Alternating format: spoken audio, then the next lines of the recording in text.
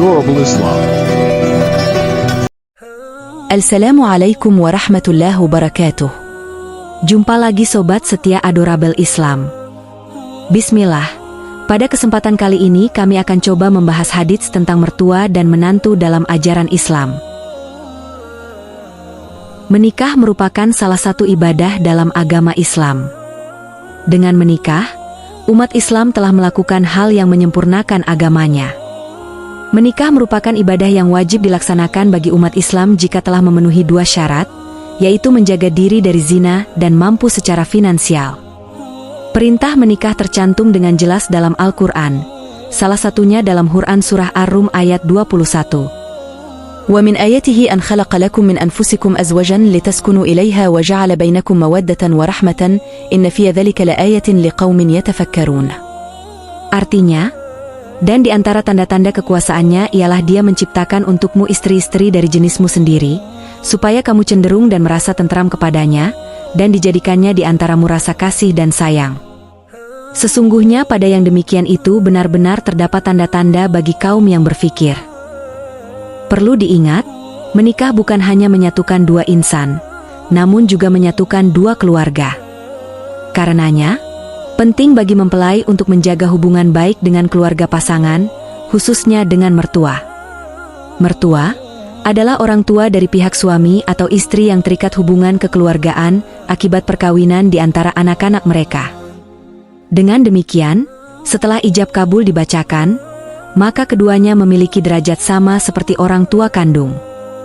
Mengingat tingginya kedudukan mereka sebagai orang tua, Islam memerintahkan para suami dan istri untuk selalu berbakti kepada mertua mereka. Mengutip dari buku Pernikahan Jariah karangan Sofia Usman, mertua yang cerdas adalah mertua yang tidak ikut campur dalam urusan rumah tangga anaknya. Anak yang telah menikah memiliki kemampuan dan hak untuk mengatur sendiri bahtera rumah tangga yang dibangunnya. Faktanya, ada banyak pertikaian yang terjadi antara mertua dan menantu pada zaman sekarang. Dan ternyata hal seperti itu juga sudah terjadi sejak zaman Rasulullah Shallallahu Alaihi Wasallam. Hadis tentang mertua dan menantu yang paling menonjol adalah saat Rasulullah Shallallahu Alaihi Wasallam bersabda, "An Aisyah radhiyallahu anha qalat, qult, ya Rasulullah ayy an-nas a'zamu haqqan 'ala al-mar'ah?" Qala زوجها قلت فأي الناس أعظم حقا على الرجل قال أمه. Artinya, dari Aisyah, beliau bertanya pada Nabi Shallallahu Alaihi Wasallam, "Wahai Rasulullah Shallallahu Alaihi Wasallam, siapakah yang paling berhak atas seorang perempuan?" Nabi Shallallahu Alaihi Wasallam menjawab, "Suaminya." Aisyah bertanya lagi, "Kemudian siapakah yang paling berhak atas seorang laki-laki?" Nabi Shallallahu Alaihi Wasallam menjawab, "Ibunya." Hadis riwayat Al-Hakim. Dalam hadis tersebut, tersirat bahwa yang harus dilakukan menantu pada mertuanya adalah sebagaimana pasangan memperlakukan kedua orang tuanya. Artinya secara umum, mertua dapat menjadi orang tua baru bagi para menantunya. Nanti dari sana muncul hak dan kewajiban yang akan mendorong keharmonisan di antara keduanya. Hubungan mertua dan menantu menurut Islam adalah hubungan muabbat, atau hubungan mahram selamanya. Tidak ada hubungan bekas mertua, meski sudah bercerai. Maka dari itu, sangat penting menjaga hubungan baik antara menantu dan mertua. Terdapat kisah menarik yang berkaitan dengan sikap menantu kepada mertua, yaitu ketika bibi dari Al-Husain bin Mishan datang kepada Rasulullah Shallallahu Alaihi Wasallam. Beliau kemudian bersabda, "أذات زوج أنت؟ قالت نعم. قال كيف أنت له؟ قالت ما آلوه إلا وما عجزت عنه. قال فانظري أين أنت منه فإنما هو جنتك ونارك." Apakah engkau sudah bersuami? Bibi Al-Husain menjawab, "Sudah." "Bagaimana sikap engkau terhadap suamimu?" tanya Rasulullah Shallallahu Alaihi Wasallam lagi. Ia menjawab, "Aku tidak pernah mengurangi haknya kecuali dalam perkara yang aku tidak mampu."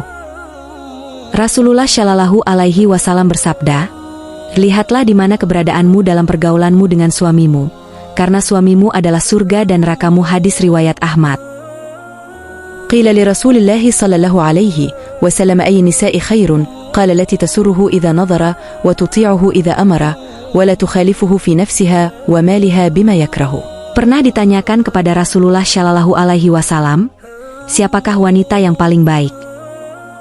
Jawab beliau, yaitu yang paling menyenangkan jika dilihat suaminya, mentaati suami jika diperintah, dan tidak menyelisihi suami pada diri dan hartanya sehingga membuat suami benci. Hadis riwayat An-Nasai.